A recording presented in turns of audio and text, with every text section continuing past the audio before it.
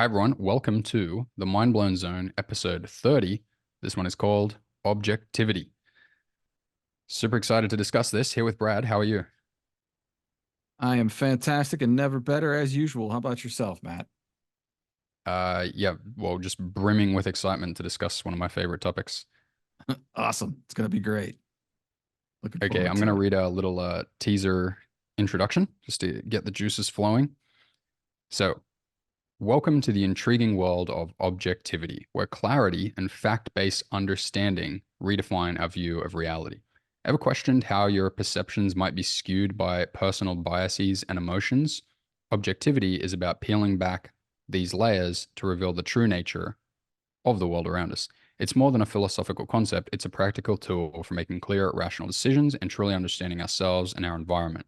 Join us as we explore what it means to be truly objective, how to recognize and overcome biased thinking, and discover why embracing objectivity can be a profound game changer in your life. What do you reckon, Brad? I reckon this is going to be interesting. I'm looking forward to it. Bring it on.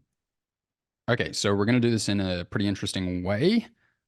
What's going to happen here is I'm going to read off a bunch of interesting information, right, to set the stage for a short discussion. We're going to do that about 4 times. So I'll read some information, then we'll dip into a discussion, then we'll come back, put forward some new ideas, and then Brad and I will discuss. Down with that, Brad? Down like a clown. Bring it on. Okay, so here we go. What is objectivity? Objectivity is an approach to looking at and evaluating reality. Objective means of or pertaining to objects. It means with reference to the objects. It means with reference to the facts of reality. Objectivity refers to the quality of being objective. It implies a focus on objects, facts, and reality rather than personal feelings, interpretations, or prejudices. Objectivity is about maintaining neutrality and detachment from personal biases or subjective influences when considering information or making decisions. The state of being objective. It denotes a state in which judgments and decisions are based on observable phenomena and factual evidence. This state is free from personal feelings or biases and is grounded in what can be empirically observed or logically deduced. The condition of valuing facts over personal bias. Objectivity as a condition underscores the emphasis on factual accuracy and impartiality. It is the condition in which one's approach to knowledge, understanding, and decision making is governed by what can be verified and substantiated rather than by subjective elements. In summary, objectivity encompasses the quality, state, or condition of being objective, which is centered on an impartial and unbiased approach to facts and reality. It is a key concept in various fields, including science, philosophy, and journalism, representing the ideal of gaining knowledge and making judgments or discernments, rather, as Brad would like to say, based on observable and verifiable data, free from personal bias or emotional influence. What do you reckon, Brad? Oh, I have probably a lot of thoughts on this. You and I have discussed a few of those. I noticed in that last, following the last sentence, there was the word ideal. That struck me that this would be, it would be ideal if many people could come together and arrive at objective observations. But do you think that's possible in today's day and age? It depends how large the group of people is. I noticed you had science and journalism as two of the fields where objectivity is allegedly prevalent. Do you, Mm. do, do you think that you feel like that's true? Uh, it doesn't seem that way. Like, Okay. like in the more practical, once it gets more practical, like towards engineering, where it actually has to be used and implemented, and if it doesn't succeed, then it fails, and there's like money at stake, and like the building has to be actually built and stand up. Yes, Right, the right, science is yeah. objective. But in Right. this like a big kind of big media, big science world, is it being objective? I don't think so. No. They're referring to things that don't exist. They're referring to ideas that are assumed and or have layers and layers of assumptions under them. So no.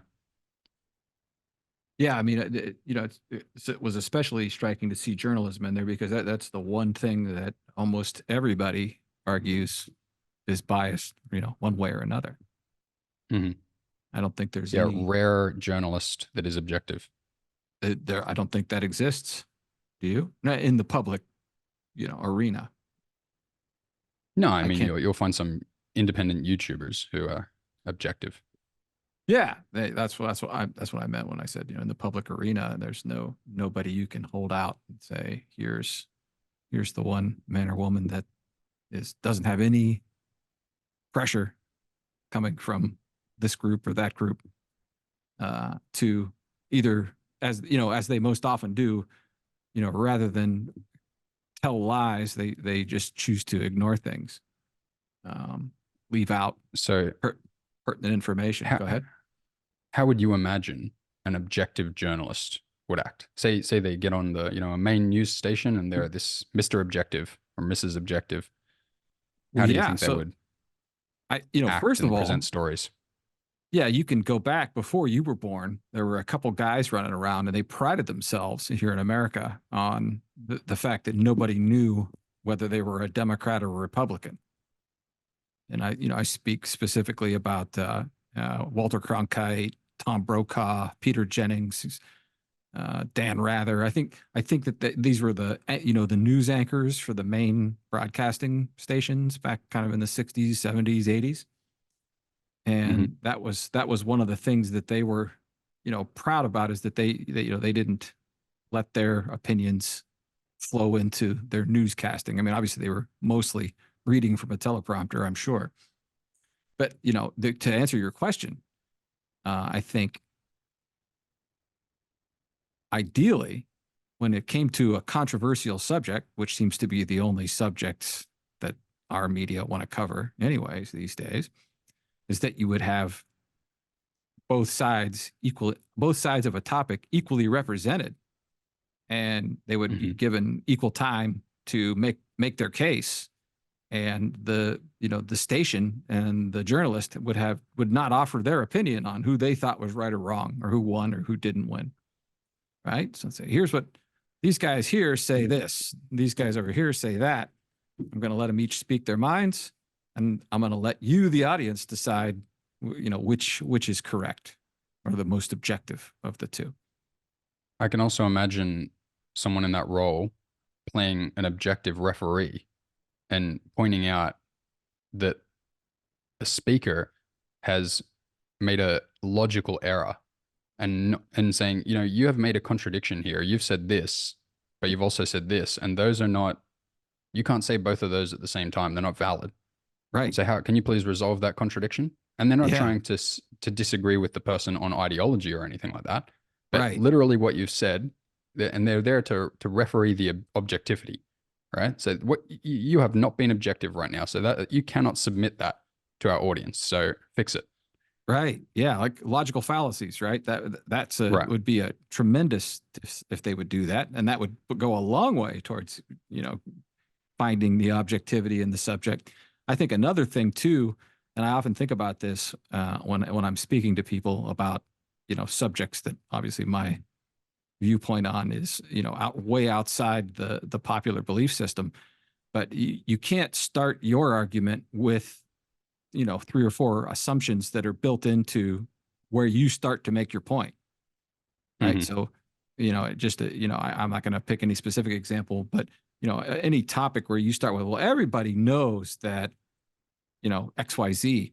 And I have to stop them right there and say, well, no, everybody doesn't know that. That's what we've all been taught. But in fact, you got to go back here and prove this thing here before you can jump from that point of the argument. That's what people like to do that are, supporting the mainstream narrative. They like to start with all the experts agree, or everybody knows that, and that's their leverage point for maintaining, let's call it the popular viewpoint. That makes sense? Oh yeah. Yeah. I So mean, you take you, something like, for example, climate change or something. They should be coming on and saying, okay, so what we have is we have this temperature reader right here and this temperature reader right here, and et cetera, et cetera. Like, here's a fact of reality. There's a temperature reader here. It was installed on this date by this person, and doing a very in-depth thing, labeling all the facts one after the other and taking someone through a complete scientific experiment to prove their ideas from ground zero, right? So that someone could come in with zero knowledge of the topic and then follow a complete experiment and understand it, and then be able to make their mind up based on the facts that have been presented and not the emotions of the presenter, whether what the presenter is saying is true or not. yeah, you picked as tricky a subject as there is, and it's interesting because it's become one of my favorite words the last 3 or 4 years. This word unfalsifiable, right? Is that Hmm. they can present a bunch of information that they can't prove to you is true, nor can you prove that it's not true, right? Because they haven't proven it's true yet. So you're left with these stalemates, right? Where Hmm. you say to them, you've got a theory or a hypothesis at best until you can prove, this or that, right? So, and when it comes to climate change, it's even more tricky. I think you and I have talked about this. In addition to all the different variables that go into why the climate would change, which everybody agrees the climate changes, by the way. Um, but the temperature readings that they did in the past weren't in on like they do it at airports now is their main source of gathering data. Did you know that? Hmm. That's where the Well, you told me thermometers the other are. day. I mean, I don't see that's something that Brad and I, you'll notice. Brad says, "Did you know that?" I'm saying, "Well, I don't know it. You told me, right?" Yeah, yeah. That's objective because A lot. Yeah, I can't say right, that I right. know it just because Brad told me. Even though I trust Perfect, Brad, it doesn't mean I perfect. know it. Perfect. Yeah. No, that's yeah. And they stated out loud. We took this at the DFW airport today. It was 118 degrees, right? A new record for June 3rd. And but the DFW airport is like this giant 5,000 acre block of concrete, right? I think there's like literally no trees within 10 miles of the DFW airport. So it is it's the hottest part of Dallas by like a mile. So Hmm. yeah, you're going to get high temperatures when your thermometers are out in the field of concrete. And and Right. obviously they can fudge the numbers in the past and throw out data that doesn't match up with what the point they're trying to make, and how to lie with statistics. So that's a tricky one uh, to do. But yeah, your point is well made. But that's just that particular topic is Sure. Yeah. a hard one. And that's okay. And what like all these topics are pretty hard, really. The ones that are, debated quite heatedly, or hotly. I'm not sure what it is there. But like what people are I think really missing to do is then to go, okay, so these are the things that we would kind of want to know, right? So why don't we actually pause this conversation and actually go get the facts? Like, I think that, we can say, oh, the journalist should be objective, the scientist should be objective. But I think what's happening is that we, the audience, generally are not objective ourselves. And we are just reliant on being fed non-objective stuff and then arguing the conclusions with each other with more emotion than the other and more Sure. logical fallacies and more insults. But what we, the audience, needs to do is gain some independence and say, okay, fine, fine. Let's go and get the data. Let's go and look at ourselves. Let's start with the facts of reality because that's the basis of objectivity, that you refer to the literal facts of reality in your arguments. Right. Which the mainstream can't do. Yeah. So that's why it isn't done. However, we would like to guide people towards that ability. We were like, okay, the mainstream can't do it. The purpose of the podcast is to guide people towards certain faculties and abilities that are helpful in life. And I think objectivity is one of those. So maybe at this point, it's appropriate to start introducing what the axioms, I mean, the best figured out axioms so far for objectivity are, and then discuss Yeah. those. You touched on the word. What's the opposite of objective? Well, I wouldn't say there's an opposite, unless you could say that the opposite is non-objective. However, what you might be referring to is there's this idea of subjectivity, right? Yeah. Yeah. How do Okay. you define that? Well, objectivity is with reference to the objects, right? Subjectivity is with reference to what has been referred to as the subject, which is basically just consciousness, right? Hmm. With with Explain. with, with the with the receiving mind, because the way these words are a bit mixed up in philosophy. But what they started saying, I think in, I don't know, maybe the 16 or 1700s, is that they say that the objects are making like an impression on the subject. And they're saying that the subject is like this receiving thing, Right. Right.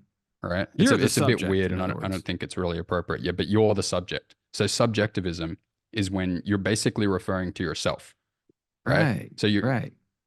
you're basically just like, in my opinion, it's basically about your whim. You're just emotions, like how you feel, just what you reckon, based on basically nothing. But you're taking your own emotions and feelings or your beliefs that you don't even know where they came from, but you believe them. And you're just, oh yeah, I just run my observations and truth gathering and truth formulation based on that. And it's like, well, based on what? It's like nothing. Do you think, and I don't know what, the Australian education system is like. I'm going to assume it's similar to the United States, but do you think we were generally trained to view the world subjectively? Mm, It's not overtly, obviously, but on a subtle level. on a subtle level, yeah. I think in the absence of a real fundamental core understanding of objectivity, that subjectivity is the default. Like even if weren't trained or educated collectively, we think we would have landed at our subjective views and opinions regardless. Difficult to say. Okay. I don't have an answer. I was just curious what you thought about that. Anyway, okay, cool. So dive into All that right. next point there. So just to preface this, one of the biggest treat treatises. Treatise. What's the plural there? Treatises? I don't know. Treatises. Okay, one of the big treatises on objectivity is Objectivism by Ayn Rand. So Mhm. objectivism is basically a belief system about objectivity. All right, so this is objectivity according to Ayn Rand. Okay, so there's a wonderful book by Leonard Peikoff. It's called Objectivism: The Philosophy of Ayn Rand, and it takes you through. It's a big book and takes you through all 5 categories of philosophy according to Ayn Rand, which are metaphysics, epistemology, ethics, politics, and art. Right, so it starts with metaphysics. Right, I think one of the issues here, one of the main issues here with objectivity, is that people don't have, people are not aware of their metaphysical axioms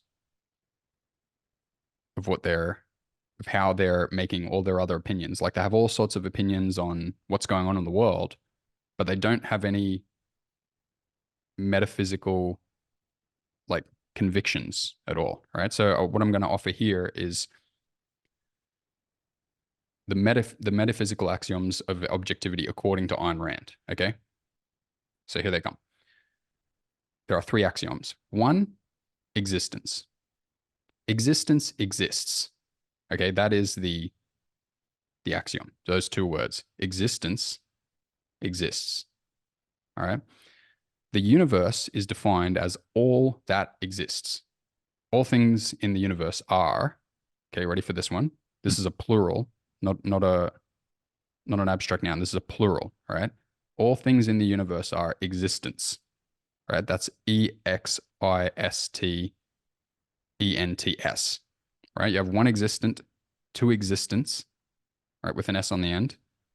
And then the totality of all existence is existence with ending with a CE. Does that make sense to you, Brad? Yeah. I mean, I can see it. So that's not a word most people, you don't run across that word very frequently, Yeah. if ever. Something that exists is an existent. So Okay. I've got to stop and ask a question here now. Because I Sure. haven't studied Ayn Rand anywhere near like you have. Can existence become non-existent, or can non-existence become existence, according to Ayn Rand? No. Axiomatically, everything that is there exists. So the And question is obviously metaphysical and life and death kind of a thing. So somebody with this objectivism philosophy, what happens? So Ayn Rand existed when she wrote her books and spoke and shared her wisdom. And after she died, what would she say was her new state? Would right. she So still a member of the world of existence, or no? so she doesn't cover that, right? Okay, But I think the next axiom will help us explore that a bit closer, right? perfect. So for the first one is existence exists. That's just like the things there are there. They are objects. They are existence. They can be referred to. They don't not exist. They're there. It's not just a figment of nothingness. It's there. It can be referred to, okay? Yeah. Okay, the next axiom is consciousness. Okay. The first axiom, existence exists, and the act of this is a quote from Ayn Rand. And the act of grasping that statement implies two corollary axioms that something exists which one perceives, and that one exists possessing consciousness. Consciousness being the faculty of perceiving that which exists. Okay, so she suggests that the fact that someone can say existence exists or make that observation or come to that conclusion implies that there is something observing, there's something receiving, there's something aware. Okay, now whatever it Hmm. is, that's not stated by the axiom, but there is something perceiving the existence. What do you think of that? Well, yeah. I mean, I could go a lot further, but the question, the same question arises: that that's something that is the existent? Does it become non-existent at some point, or is it always existent? I mean, this is go back to deep Eastern philosophy, and they'll basically say that existence always is. Existence never becomes non-existence, and Right. non-existence never becomes existence. Okay. Right? Well, I can't answer that, right? But I can, and this is a metaphysical question, but and we're developing philosophies that answer that question, right? I can tell you just some things that Ayn Rand said, Yeah, yeah. right? So she said that man is both body and spirit. So Okay. I would say that what she says is, well, the body disintegrates and goes away. Now the spirit, I think Ayn Rand at that point would say, well, who knows? Okay. Yeah, because she's objective, right? So the she doesn't say like, oh yeah, this is the spirit and that's what happens to that, right? She's like, well, just it ends there. Well, she's used so in your second axiom, she's using a word which is effectively, in my mind anyway, synonymous with spirit, which is consciousness. Right. So, what Right. is that thing? If there was any differentiation in her mind, I don't know. What do you think? Hmm. What is consciousness? Yeah, could it be spirit? It, it seemed like it's hard because she didn't comment on that specifically, Okay. but Yeah, I would say that it seems that what she's referring to as consciousness and spirit are the same thing. Fair enough. Okay. So basically, the first axiom is existence, and the second axiom is consciousness, and that consciousness perceives existence. The third axiom is identity. Things are what they are, and they are not what they are not. A equals A. A leaf cannot be a stone. You cannot have your cake and eat it too. Those are just examples, right? But the reason this is so important is because I would say the main issue we have in uh, intellectual discussion, let's say, is conception, like disagreement over concepts in people's own minds, right? Mhm. So they have a concept that is like mismatched and includes things that shouldn't be covered by the concept and are not logically covered by the concept, and it excludes things that should be covered by the concept, right?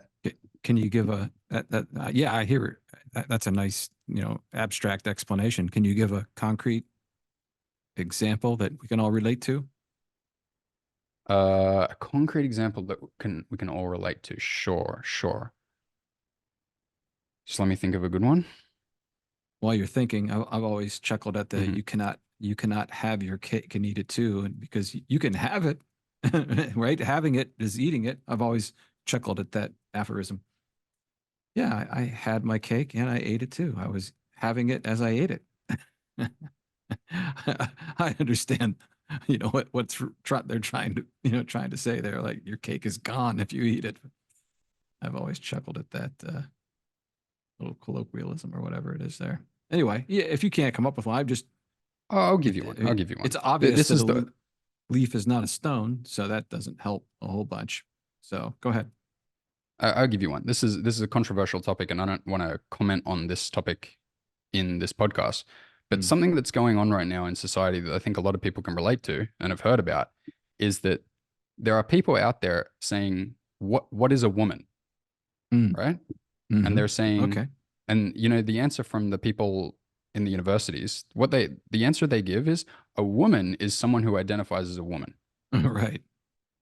Okay. Right. So this Right. is this is not objective, right? This is clearly subjective.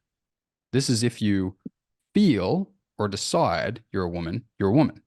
But there is no underlying reality there. There is not any reference to any facts of reality, and there is no identifying, okay, what are the traits of the existent to which this concept is referring to, right? Because when someone says, what is a woman, what they're asking for is, well, what are the traits, what are the attributes of the group of existence that you are putting the concept over woman? Right.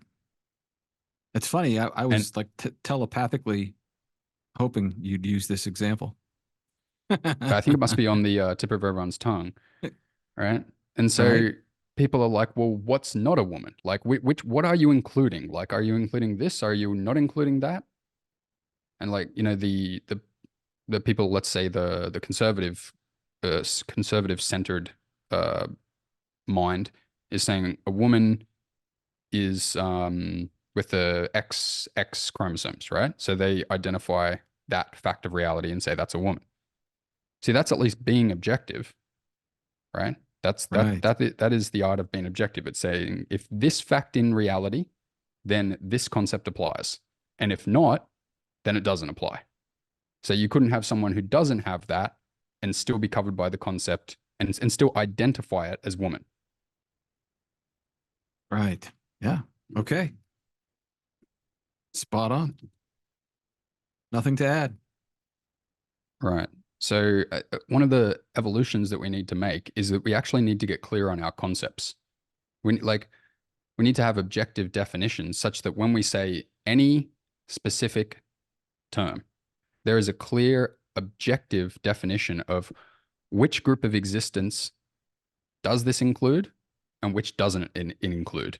And if you're just throwing your concepts around, where you're just like, oh, I feel that concept, kind of mean that, kind of mean this, kind of mean that, well, you're not being objective, right? If you can't say which group of existence you're referring to, when you say a word, well, you basically don't know what you're talking about. You're just talking off whim. Yeah, you're broaching into my territory here a little bit with certainly with the legal system, but this can be applied to all of history and maybe more specifically to religion. The Mm-hmm. changing definitions of words Mm-hmm. causes confusion, turmoil, and ceaseless and endless arguments. Right. That's a big problem. And there's definitely people who are deliberately trying to change the meaning of words, but at the audience, at the public, right? What we've been doing is we've been allowing definitions to just change, right? Right. And that comes around to outsourcing our intellectual sovereignty and just letting other people think for us. But Right. we've allowed ourselves to take on this method of defining things, which is, well, the meaning of a word is how people use it, right? Like when someone says that to me, I'm like, you can't say that. Right. That will lead to an invalid method of description of identification of reality, and it will, right? Well, there's a good example that just happened in the last 3 or 4 years. Precisely that. Mm-hmm. Yeah, Vaccine, right? vaccine. It's It's like, what amazing is a vaccine? when they Part changed of that part of the. definition. You go ahead.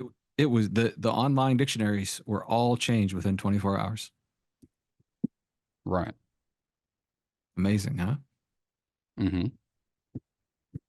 So you could, And I think, yeah, I could make the argument of what the definition of a vaccine was the day before, right, to somebody, and they would look it up the next day, see that it had changed. I tell them that it had changed. They wouldn't believe me, or they would say, "Well, that's because this is right and that was wrong." mm-hmm. Interesting, right? That this is the blind belief in authority experts kind of thing. But it didn't matter that they changed the definition, because as long as all the mainstream sources were showing the new definition, that was the definition. Mm-hmm. Anyway, I don't know if this fits with the objectivity podcast today, but it's just fascinating that how quickly everyone just accepted the new definition. Oh yeah, because most people have a philosophy that is governed by a premise. Who am I to know? Apparently, Okay, so I'll deepen the discussion here. We stated the metaphysical axioms. All right. Now we're going to go into epistemology. Now, epistemology is, let's say, the study of how things are known. Okay. So it's like the study of how to arrive at truth. All right. So I'm going to read off some things here. So we have reason. This is a quote from Ayn Rand. Reason is the faculty by which we know reality. So she says, reason integrates man's perceptions by means of forming abstractions or conceptions, thus raising man's knowledge from the perceptual level, which he shares with animals, to the conceptual level, which he alone can reach. How's that? mm-hmm. Yeah, So I'll shed some light on it.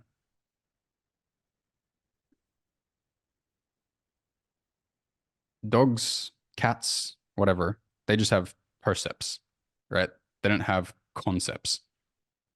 They don't have like a word that applies to, they don't have a word like people, right? They don't have this word that they can just use in sentences and make a discussion, and it means people, and it means, well, any of the two-legged, tall humans or something like that, as far as it would know. They don't have that. They only have the percept. They have that one, that that right. that that guy, or that two-legged guy, that two-legged person, that two-legged person, that two-legged person. It's all separate, right? So the basis of reason to be able to use reason, to be able to identify reality with concepts and make sense and create truths about reality, you have to be able to properly form these concepts, right? So you have to be able to go around and say, okay, what are the common features of that? How does it differentiate from that? How do I integrate these multiple things under one concept? How do I differentiate and split it into two concepts? And when you can do that better and better and better, you begin to be able to identify reality in a very connected and truthful way, right? And that's the basis of reason. A little more on it. Reason is man's essential characteristic. Reason is the defining feature of man, which separates him, her, from all other animals. The definition of man is rational animal. That's Ayn Rand. Logic. The method which reason employs is this process. In this process is logic. Logic is the art of non-contradictory identification. So this is important. Logic is the art of non-contradictory identification. What do you make of that, Brad? Yeah, I don't know what to make of it. Waiting for you to clarify. Well, Non-contradictory. identification is when you say this thing is that way, or this thing is like that. This thing has that attribute, right? Or this group of things works like this. This group of things has this attribute. And if you, and then, from there it gets more complicated, right? And if you get it wrong, if you make contradictions that's just not truthful, you've been illogical. The only way to arrive at a false statement is by contradiction and a lack of logic. Does that make sense? Kinda. Yeah. I'll just read a few more things. The fundamental method of knowing reality. Logic is about identifying that which exists. To identify existence without contradiction is to obtain knowledge, to arrive at truth, right? Now, there's just an important thing here, facts versus truth. This took me a while to figure out, but here it is. What's the difference between a fact and a truth? Facts are metaphysical, right? The facts of reality. It's just, that's what it is. It is what it is. Truth is epistemological. The facts of reality are those things which are, and truth is language, a product of human cognition. Truth is statements about reality, which aligns with the facts of reality. Does that make sense? Yeah. Yeah. So my question to you, Brad, after hearing this stuff on epistemology, how would you further identify how the discussions in society differ from this? Well, I mean, you know my feelings on quite a few of these things, but you've got like five forces working against objectivity in the mainstream world. At least five major forces. Right? One is obviously deep brainwashing, which is probably the worst of the bunch. But the other big one, maybe there's only two worth pointing out, is this tribalism notion that I've brought up in past podcasts, which you understand what I mean by when I say that tribalism, right? We want to go along to get along. Mm-hmm. Right? We don't want to buck the status quo. We don't want to be an outsider. We don't want to be looked at. We don't want to be ostracized from the group. So those things are far more persuasive than they're given more value than observing the world independently and objectively yourself. Right? Right. You're not rewarded in school for contradicting with a teacher or asking questions that are too hard or questioning what the lesson of the day is, right? Those are all, in fact, you're going to get yourself into trouble for doing all those things. Mm-hmm. And you're probably going to be further ostracized from your peer group for being that, troublemaker or that nerd that just shut up and let the teacher talk already, Matt, let's just get through the class. That kind of you're not a cool kid if you're in there, critically thinking and challenging the teacher or asking deep questions and so forth. You follow where I'm going with all that? Oh, I've had experiences like that, being told to shut up in class by my peers. Yeah. When I'm Yeah, arguing with the teacher. Yeah. right. So Long time ago, of course. you're not rewarded to in any aspect of life for doing these things. So it becomes kind of a default to accept what the group, what the crowd, what the expert is touting.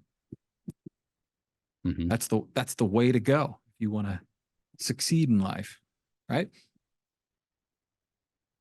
Yeah, well, I mean, imagine disagreeing with your boss. I mean Right. that, like, Just that. another example. Yeah, it's just terrible. You're just like, oh, well, okay. My boss is not objective, right? So if I disagree with him, he's going to be like emotional and get triggered and Right. basically going to blame me. Like if I point out the fact of reality and say that this contradicts what he said, then he's going to get angry and I'm going to get in trouble. Right. Right. Okay. You got 13 or 17 years of training with your teachers and professors before you hit your bosses, right? So you learn that lesson over and over and over again before Hmm. you get to the boss, but right. You learn to bow to the authority and reject your own, frankly, intuition on a lot of things, right? Oh yeah. You have a self-doubt um stitched on you. Right. You learn to ignore it in effect. And this goes to my, we all everybody makes a run from their heart space. They either run to their heads or they run to their guts. Right? Hmm. You get the intellectuals on one end and the yokels on the other. Hmm. Right? They can't sit in the same room for an hour and see anything eye to eye, It's which is funny you interesting. mentioned Go finish ahead. what you're saying. I'll throw something on the end of this. It's interesting. You want to have this objective discussion, with a blue collar farmer that dropped out of school in ninth grade and just went on the family farm and right lived that life versus the PhD from Harvard. You get them in the same room together and they don't see anything eye to eye, almost nothing, right? Yeah, and I think there's an interesting thing that goes on there because the farmer, or let's say the blue collar worker, this person has observed more reality. They have more experience looking directly at reality. Right. Now, the intellectual, they're more rational, right? They're better at uh like deduction and better at induction. They're better at those skills. They're better at concepts, but not in an objective way, right? They're good at kind of like putting lots of words together and lots of, complicated language and concepts that are kind of like correct, but they're not completely correct in that they don't really have underlying reality Right. It's an attached to them. abstraction. Everything going on in the mind is an abstraction of reality in some way, right? And that would be fine. Like if you're abstracting from reality correctly, if your abstractions were linked to underlying reality. But what we've got going on in the intellectual realm is very high level abstractions that are not linked in the minds of those intellectuals to reality. So, but the problem there is that you never really find out, right, that you're wrong because the only way you find out is by observing reality. So when you talk about this, you put them down trying to have a discussion. The the intellectual kind of like walks all over the blue collar worker because they're good with sentences and they can state very complicated things, and the blue collar worker Right. might be like, well, I don't know what you're saying, but that don't make a hell of a lot of sense. Okay. Right. Right. The blue collar worker doesn't sound smart, right? But they're actually identifying reality, and the intellectual generally these days is not. Yeah, and typically, right? You said, well, if their abstractions are perfectly objective, then yada yada yada, then it's logical. But the overwhelming majority of the intellectual abstractions are loaded with assumptions, Hmm. loaded with assumptions that are completely unseen by the intellectual, I might add. Hmm. And to point out those assumptions is, can really send them off into some pretty, difficult cognitive dissonance, Hmm. right? But that's all it takes. All you need is one assumption to build your world of non-reality in that abstract mind, and that's what they have effectively done. Right? These people at the top of their fields in the intellectual circles. Right? They're standing on a house of cards, right? Which is one or more Hmm. assumptions. I think Michio Kaku is said in the last few years that they're the cosmologists of the world, like their theories are so outlandish they're literally built on millions and millions of different assumptions that no one's ever proven are true. And they Hmm. just every year they come up with something new, and it's just 10 more assumptions based on the thousands of assumptions that were prior to. It's like this giant mountain of assumptions that they now Hmm. think that there are 52,000 million exoplanets in the nebula galaxy or whatever, right? Right. I mean, it's certainly fun for them, I'm sure, to live in that fantasy land. Anyway, we may be off the beaten path here a little bit. I'm not sure how we got here, but that's you know, it's an interesting. It would be an interesting exercise to discuss the facts of reality between the intellectual and the blue collar worker. Yeah, I think so. Well, I'll go into the fourth thing we have here, which will shed some more light on this non-objective kind of mode of thinking. There's kind of three things that appear to be going on. One is whim, to neglect the facts of reality and simply act upon spontaneous emotions, to hold beliefs that feel good and reject possibilities that feel bad. Hmm? You ever seen that happen, Brett? No, that's ridiculous. It's never happened. I've never seen it happen either. One time I was Next. I was meant to meet a friend and he wasn't there yet, and I sat down waiting for him with his group of friends, and they were having a discussion about climate change, and I never forget the tone that this person said to their friends. They were like, you guys think it's real, right?" like okay, like this is how you're thinking, like just scared. Like this person would clearly feel bad, like they're scared of it not being real, of it not is that yeah, of it not being real. They're like, what do you guys think? Like they're afraid of not thinking what their friends think, Right. right? Yeah. Like, Yeah. why don't you guys have a discussion about the facts of reality? Imagine saying that. They'd be like, go away. Sure. Okay. So evasion, the next one. The act of blanking out. This is a quote from Ayn Rand. The act of blanking out, the willful suspension of one's consciousness, the refusal to think, not blindness, but the refusal to see, not ignorance, but the refusal to know. To our audience, have you ever been in a conversation with someone where you were trying to tell them something that you knew was real, and you were trying to say to them, if you would just look right here, you will see it. If you will just listen to this, you will hear it. And as soon as you hear it or see it, you will know it to be true. And they just refused. You ever seen that, Brad? Well, yeah, this is cognitive dissonance, and it's a protective mechanism, right? It's a defense mechanism. Absolutely a defense mechanism, as far as I can tell. When a belief system, that's held tightly to is challenged, right? That it can knock somebody out of their state of bliss, state of comfort when it's challenged. This is what will happen. Hmm. Fight or flight. Obviously, evasion is the flight aspect. yeah, what we seem to notice is that truth uh hurts. Like It can. there's some sort of metaphysical what did that guy say from that book? But Nathaniel Nathaniel Brandon? Brandon, Yeah, what did he say? Metaphysical what? Worthlessness.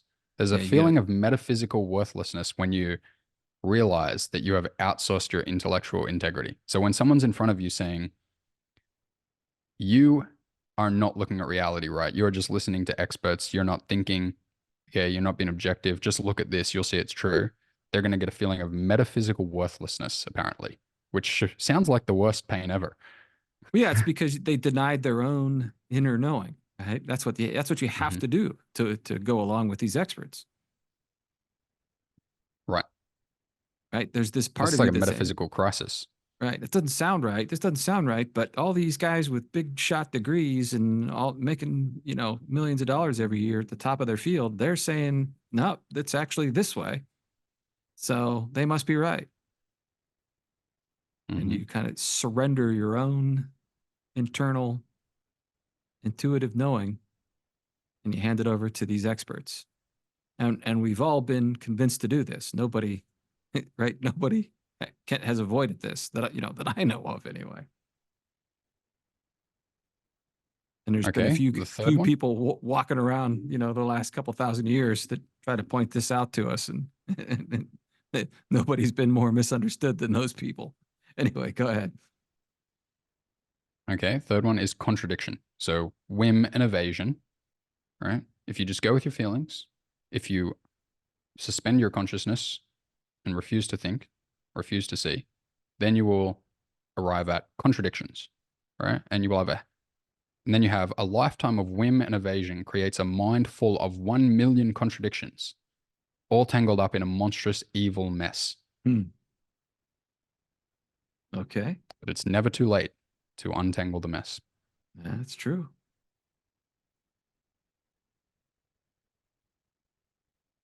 And if it's true that the CIA guy said our operation will be complete when everything the American public believes is false, Right. what he meant by believes is false is a mind full of 1 million contradictions all tangled up in a monstrous evil mess. Yeah, that's where they got us.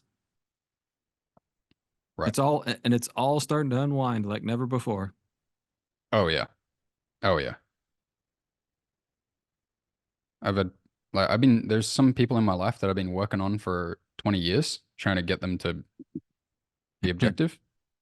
And, they'll send me a message like, you've really changed my thinking. I really do see that people just believe stuff. Like, yeah, you got it. Yeah, it's kind of bittersweet in a way. Right? Like I told it, like you want to say I told you so, but you don't want to say I told you so. Nah, you just leave that out. Right? But you want to. Gosh, I told you so. I mean, it's just the natural response. I told you so. Like I don't know. I don't know if you saw, and I've had this argument with a lot of different people, and people don't necessarily disagree with me, but they generally think I was wrong about Epstein getting killed in the jail cell. Hmm. And I said, what proof do you have that that guy was even in the jail cell at all, let alone whether he got strangled or killed or the guards weren't paying attention or the cameras got all the other stories? What proof do you, when who saw him in 20, 18 or 19 or 2020 or whenever all this happened? The answer is nobody. Anyway, Well, it was on Tucker Carlson. So how can I, you argue with that? I said the guy's still alive, and Megan Kelly, she was a broadcaster on Fox for a few years. She didn't like Trump, and that was I think that was her. She got kind of pushed out because she didn't get on the Trump train. Anyway, she came out just a day or two ago and basically said, I have some new information and I can't really tell you about it, but you may be hearing directly from the man himself soon." Hmm. Anyway, thought that was, and I had about 85 I told you so's I wanted to, deliver out to the world. Not that any people completely said it was impossible, but most people thought my opinion on that subject was pretty far out there. Mhm. Okay. So I think we've well established here what it means to be objective. Do you think it's been clear, Brad? I don't think it's going to be clear no matter what you say, especially when you use big words. And it was, I don't know whether, oh, okay. This is a question that I've asked people for 5 or 10 years now. Do you think there is one single objective reality out there? All right. So this Right? is like the fun part, right? So we've established, okay, objectivity, right? So now we're going to go into the fun part. How many minutes are we at, Brad? Yeah, we're just shy of an hour. Okay. We'll go on this just for a little bit and you can tell me when to conclude, okay? So your question is there an objective reality? So my question right back at you would be like, what do you mean by that? Right? There's one single truthful reality out there beyond any opinion. Okay. And what do you mean by reality? What we call reality, right? The Mm. appearance of objects. So the way I see that word reality is all that which is real. Which is what? What do you say Yeah, is so that real? would be my next question to you. So because you're bringing it up, right? So I'm going to ask you, what do you mean by real? Well, I think everybody agrees that the outer world, right? They'll call that reality for now, right? Hmm. Everything you can perceive, see, touch, taste, smell, and hear. And this is reality, Okay. right? So So then the you're question, asking me, okay, go ahead. the question is there this one objective reality that exists beyond our subjective opinions about it, Okay. or Just is want to it clarify further. So are you asking me, is that reality objective, or are you asking me, is there also another reality? no? Okay. Or is the reality we each of us see, no matter what, subjective? Hmm. Unavoidable that it's a subjective reality for everybody. Okay. So I would first correct. So people say this all the time. They talk about whether reality is objective or subjective, right? But that's not the way to use these words, right? These words, objective and subjective, refer to a way of evaluating reality, a way of referring to reality. So when you're when you evaluate reality objectively, you refer to the existence as objects and they have attributes and they can be uh the axioms apply that they exist, that they can that the axiom of identity applies, that they can be grouped into concepts and things that were true, hold true, etc., etc. So that's a way of evaluating reality. If you evaluate reality subjectively, well, you just evaluate it based on your whims, right? So I don't think it really makes sense to ask if is reality objective. No, it isn't. The question it isn't is reality objective. Say, is there an objective reality? So here's So, two simple examples, right? So let's just pick Donald Trump. He's the most divisive human being on the planet, probably. Right? okay. Is there an objective Donald Trump that exists? So is this what you're asking? Is there so let's take out the word objective, right?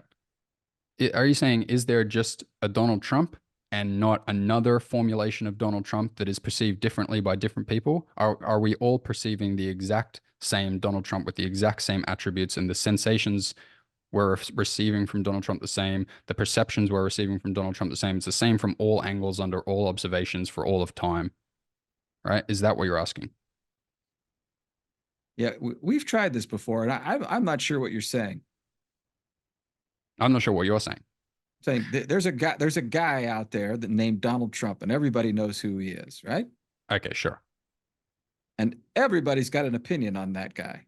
Nobody Okay. doesn't have an opinion on Donald Trump, right? Right. So some people say that he, for example, is arrogant, and some people Doesn't say matter. Donald Trump is not arrogant, right? They Right. disagree on the adjectives that describe Donald Trump, right? Completely, right? Okay, fine. Completely and totally. Sure. The question is there an objective Donald Trump?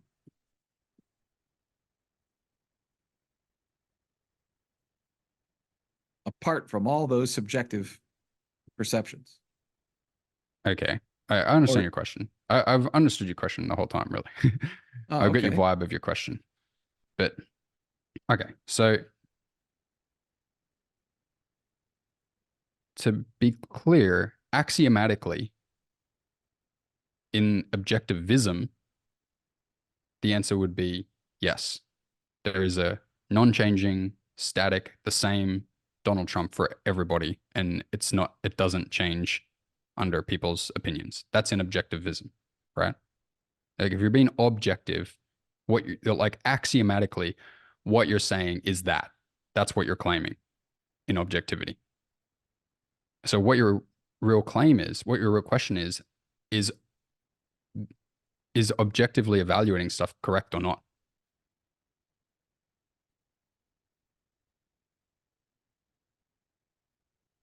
Can I think the better question would be can you evaluate objectively? Can it be Can you done? that's a good question too. Yeah. That's a good question too. I mean, I think that's the core of what I'm asking. Maybe even to be even clearer is when you are objective, do you arrive at truth? Do you arrive at the one and final truth?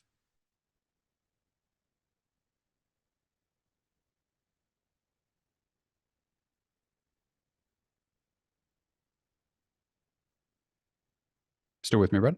Yeah. I mean, is that what I'm I just thought thinking you about were it. making a That's my statement. question. Like it would that be a fair interpretation of the question? Like when you are objective, when you use logic, when you use all these axioms of objectivity, is that a valid pathway to a final and accurate truth? Uh, yeah, I'll just say very not to put a damper on a great outline that you've done here, but I'll say that there is no truth Mm-hmm. from the mind. From the mind, we can't. So let's just go to the opposite end of the spectrum and pick a rock. All Mm-hmm. right, just whatever. You're standing there on the beach, and there's a rock. Right? You you could make the really dumb argument. I mean, but it's fair to use this argument only in the sense that a Chinese person who doesn't speak English doesn't agree with you that that's a rock, right? He has a different word, right? A different grunt that comes out of his mouth to represent the rock, right? So Mm-hmm. it's not a rock, and whatever the Chinese word for rock is, it's not that either. It's neither of those things. That's one way to kind of attack this argument a little bit. But then everybody who speaks English that agrees it's a rock. Some people could say it's a pretty rock, or it's an ugly rock, or it's a smooth rock, or it's a rough rock, or you know what I mean. Everybody's not going to have give you the same description of that rock. Mm-hmm. So Sure. is are So there descriptions subjective and incorrect because there is an objective truth about that rock, or not? okay, just let me clear up some things there. So you said, they use the example Chinese word for it or something like that. Um, and whether it has this attribute or that attribute. So the way you would approach this objectively would be to say, what is a rock? Right? That's all you would say. And you would come to some definition, right? For example, I might go to Webster, right? And just get his opinion, right? To start with, right? And he says a large mass of stony matter, right? Fine. Large mass Okay. stony So matter. Okay. therefore anything, whether it's smooth or hard, right, that fits that is a rock. And what is meant by is that when we say the word rock, we are referring to that.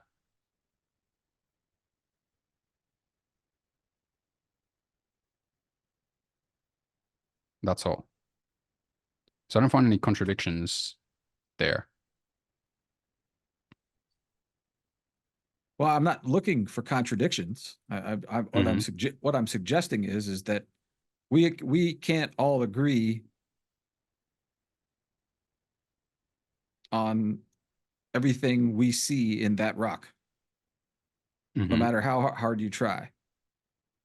Okay. So what can you give an example? Like what would you say someone sees?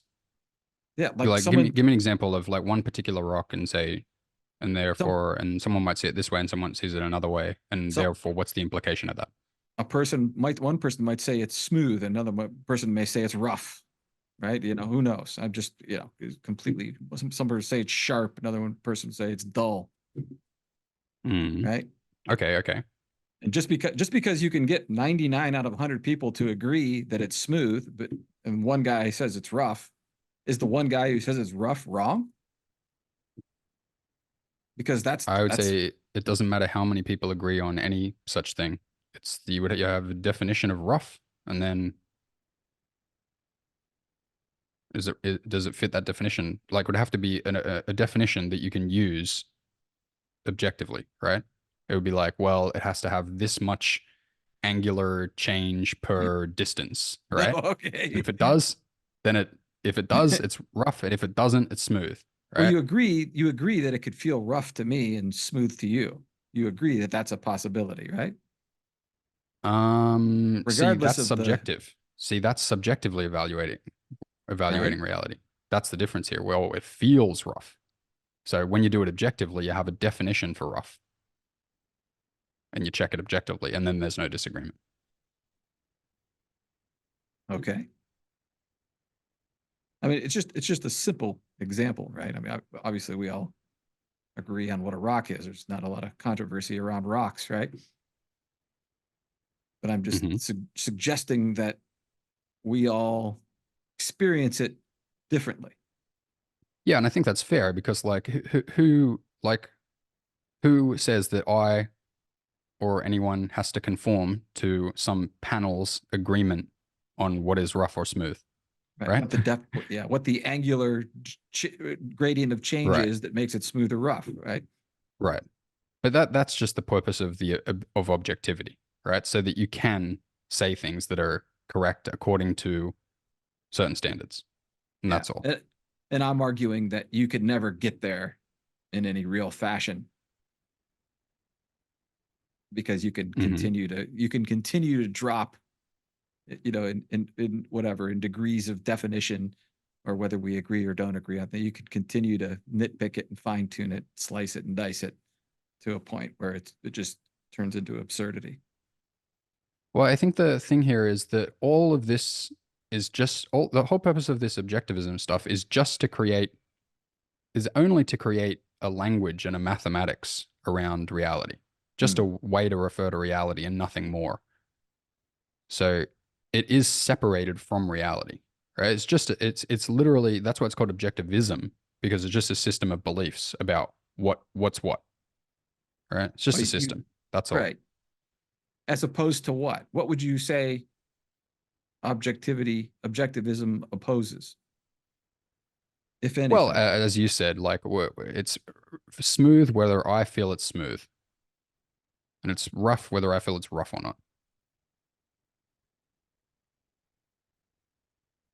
No, I mean, is there another philosophical system that Rand was trying to upend or show its incorrectness? Well, okay, so the main thing she argued with were subjectivism, which is she basically attacked that as being nothing, Is right? that And a the is second that a one, is that a thing? Is that a belief yeah, system that sure, people absolutely, yeah, tout and adhere to? yeah, that Okay. that basically it's just how you perceive it, and that's correct. Okay. The next thing is, and you will like this one, is I believe called empiricism. Empiricism? Just let me check it. Just let me check it. I want to get the right word. So it sounds like empirical, so I might have the right word. No, this is not the right word. It's another word that starts with E. Just a second. Um, 1 second. Just give me a moment. I'll ask ChatGPT. Yeah, and just while Matt's looking this up, I think I prompted him to do this talk. Only I think we were talking one night, and I just said I think a lot of people don't understand when you tell them that they're looking at things objectively or subjectively. Like they don't understand what you mean. I thought it'd be nice to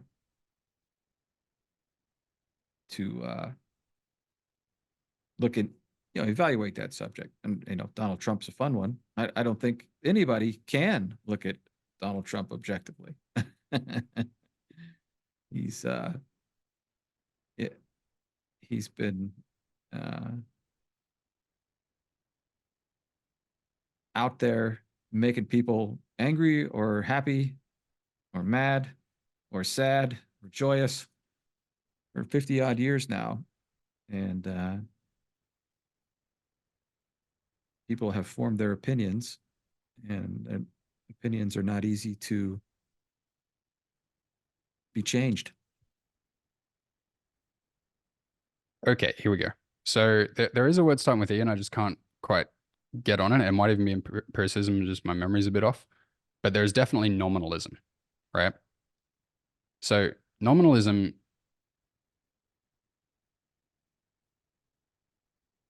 Ah, okay, just forgive me. I can't just quite get the right word, but I can give you the idea, right? So there's some idea that the things have an underlying reality that cannot be perceived. Okay, that's the main idea here. Okay. So the stone and Donald Trump has an unknowable reality, right? This is basically like Plato, Kant. Okay, yeah, it's just unknowable. Your senses, your perceptions are not valid Right. to the full extent. Reality Right. has something unknowable about it underneath what you're perceiving. Right. Okay. And Rand disagreed with that? Uh, I think what she said is that people say this with no reason to say it whatsoever. Hmm. They say it based on just some feeling, like there's just some mystical feeling that there's something charged and strange or mystical about reality, and things have like. And she said, "What?" She's trying to ask, "What facts are you referring to give you this insight to tell you that reality is like that?" And she would say that no one can ever say any particular fact. And she said, "Well, there's just a feeling that there's some underlying reality." Yeah, well, mystics would say that, of course. Yeah, and Right. they're correct and she's correct. That I can't prove to you what I can see on the mystical level. If you also can't see on the mystical level, Hmm. right? That's one of the beauties of the matrix. Right? There's no you can't prove if you're outside the matrix, you can't prove things to somebody inside the matrix. Right. And maybe the movie, made a reasonable, uh, you know, uh, metaphor of that, right? When Morpheus is sitting there with Neo, right? Neo's still in the Matrix, and Morpheus is saying, "I can't tell you what the Matrix is. You have to see it for yourself." Right. Right? He gives him that red pill, so that there's something to that. Anyway, I mean, it's an interesting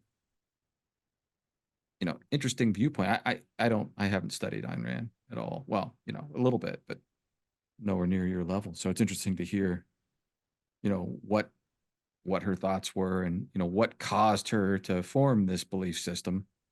What was she? I know she was vehemently against communism, of course, and socialism, and all the things that go along with that. But I wasn't sure what prompted her to to move on to her objectivism belief system Well, I can tell philosophy. you, the main thing she was against was a lack of reason. Like she identified the evil in the world as being a lack of reason, and she said that objectivism is a supporting philosophy that advocates and helps to use reason.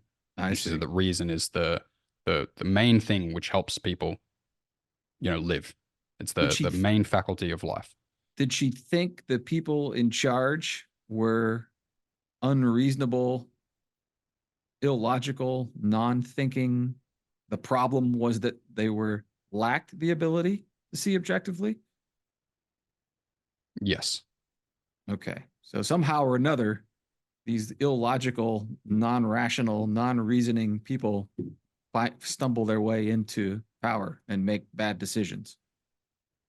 That was her baseline. Yeah, I would say so. Yeah.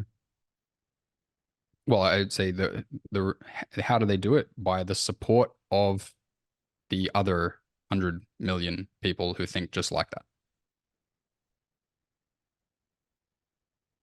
All right.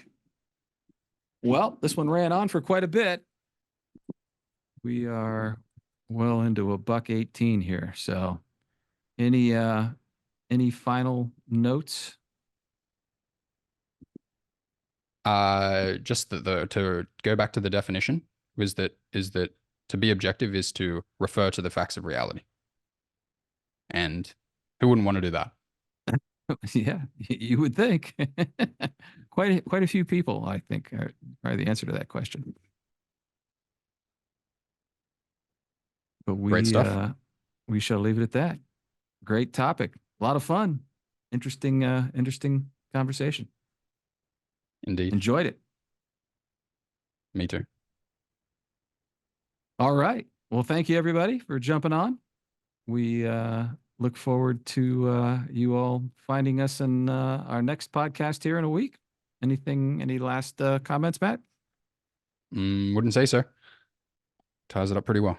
All right. Thank you very much. We will see you all next week. Take care. Okay, bye everyone. Thank you. Bye bye.